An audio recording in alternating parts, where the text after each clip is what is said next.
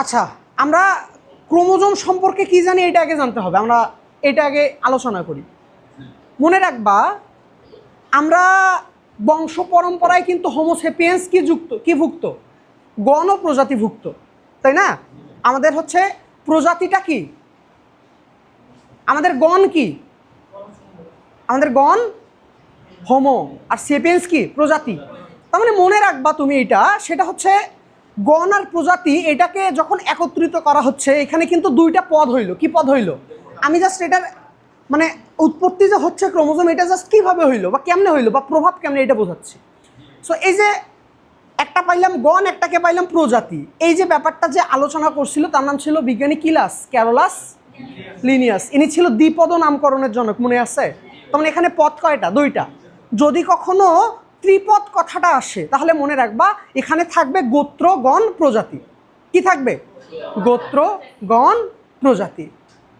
বোঝো নাই?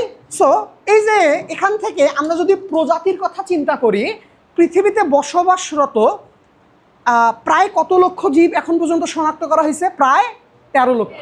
প্রায় কত লক্ষ? প্রায় 13 লক্ষ প্রাণী শনাক্ত করা হয়েছে। আর উদ্ভিদ শনাক্ত করা হয়েছে প্রায় কত লক্ষ? প্রায় কত লক্ষ? 4 লক্ষ। এখন একটা জিনিস মনে রাখবা, প্রাণীর এই যে দেহটা, এই দেহের ভিতরে যারা বৈশিষ্ট্যগুলো বহন করছে এরা প্রত্যক্ষ বা পরোক্ষভাবে ক্রোমোজোম কে বহন করছে? এই ক্রোমোজোমের সংখ্যাটা মনে রাখবা, পৃথিবীতে বসবাসরত প্রতিটা প্রাণীর দেহে সর্বনিম্ন 1 জোড়া থেকে সর্বোচ্চ 800 জোড়া পর্যন্ত ক্রোমোজোম বিদ্যমান। কত মান? 800 জোড়া বিদ্যমান। কত মান? 800 জোড়া। এই 800 জোড়া ক্রোমোজোমের আমি একটু আগে বোঝাইলাম যে তার দেহে যত জোড়াই থাক না কেন, তার 1 জোড়া কাজ করবে লিঙ্গ নির্ধারণে, বাকি জোড়া কাজ করবে তার দেহ গঠনে।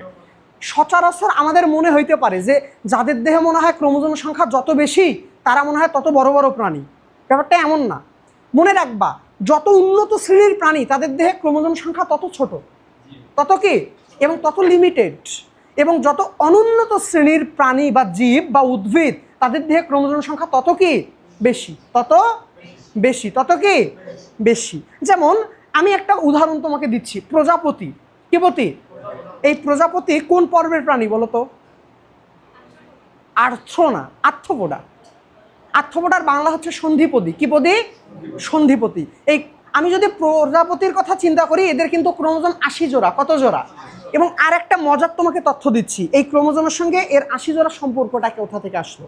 মনে রাখবা, পৃথিবীতে একটা মাত্র রূপান্তরিত প্রাণী আছে। কয়টা?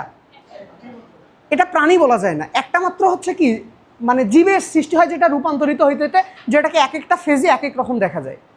তুমি যে বাটারফ্লাই বা প্রজাপতি দেখছো, এটা কি প্রজাপতি আদৌ? মনে রাখবা, এটার জন্ম হয় শুঁয়োপোকা থেকে। কই থেকে? শুঁয়োপোকা থেকে এটা তৈরি হয় আচা। আচা বোঝো, যেগুলো পাতাতে এদের গায়ের মধ্যে লোম থাকে। এই আচাটা পরবর্তীতে আর লাস্ট স্টেপ বা লাস্ট ফেজে এসে হয় কি? প্রজাপতি। তার মানে প্রজাপতি কিন্তু পার্টিকুলারলি কোনো প্রাণী না, বা এটা কিন্তু কোনো পতঙ্গ না, জাস্ট একটা রূপান্তরিত। কি বিতরিত? এখন ক্রোমোজোমের যে আমরা সংখ্যা পড়লাম, এখন ক্রোমোজোমগুলো দেখতে কেমন হয় এটা পড়বো, বুঝছো? আমি আমাদের যে বইটা আছে এটার মধ্যে কিন্তু 1 জোড়া ক্রোমোজোমও আছে, আবার দেখা যাচ্ছে যে একটা ক্রোমোজোমের আকৃতিটাও দেওয়া আছে। আমি সিঙ্গুলার একটা ক্রোমোজোম আর্ট করছি, তারপর ওইটার গঠন দেখাচ্ছি, ওইটা ক্রোমোজোম কি কি আকৃতির হইতে পারে এটা দেখাচ্ছি, ক্রোমোজোমের কোন আকৃতিটাকে কি বলা হয় এটা দেখাচ্ছি, বুঝছো?